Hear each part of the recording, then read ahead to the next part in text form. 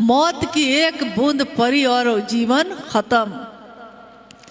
तब तो इतना अहंकार है, इतनी नफरत है। क्यों इतनी नफरत है? क्या बिगाड़ा हम लोगों ने?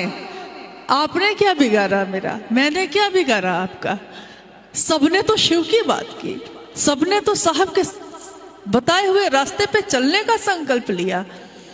और इससे तो कहते हैं ज्ञान की धाराओं का जब संगम होगा, ज्ञान की धारा किसी के भी हृदय से फूटे, आपके हृदय से, साहब के, मेरे, उनके, इनके, ज्ञान की धारा जो विशुद्ध प्रेम की है, ईश्वर की है, उसका मिलन जब होगा तो वो तो उसमें तो मिलन होता है, उसमें संघर्ष नहीं होता।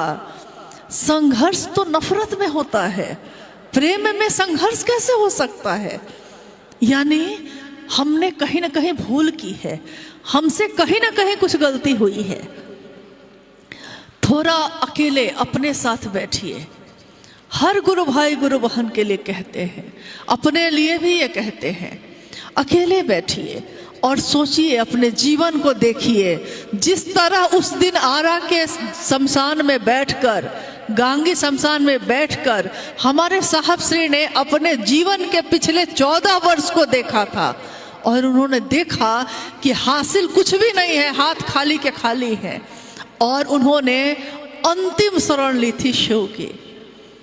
हम आप जिसने भी शिव को अपना गुरु बनाया है, हम भी अपने जीवन के उस समय से लेकर जिस दिन हमने शिव को अपना गुरु बनाया था, उस दिन से लेकर आज तक के जीवन को अपने देखें और ये सोचें, क्या पाया, क्या खोया, पाया क्या है ये सोचिएगा।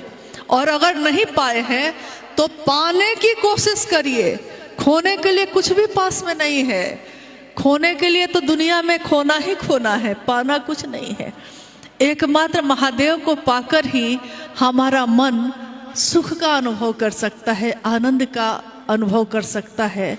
उनको पाने की कोशिश करिए।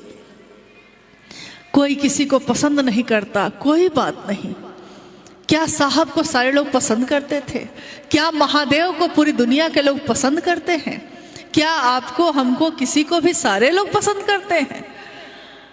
ऐसा नहीं होता। तो पसंद करिए या ना करिए किसी को, लेकिन कम से कम नफरत तो मत दीजिए।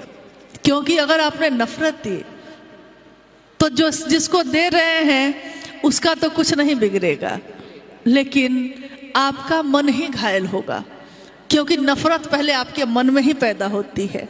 वो दूसरा आपकी बात नहीं सुन रहा है, आप उसके बारे में बैठ के बात कर रहे हैं, लेकिन वो आपकी बात नहीं सुन रहा। आपके मन में ही वो नफरत पैदा होती है, आपके मुख से ही वो नफरत निकलती है, और आपके कान ही उस नफरत को सुनते हैं। साहब ने ये नहीं कहा।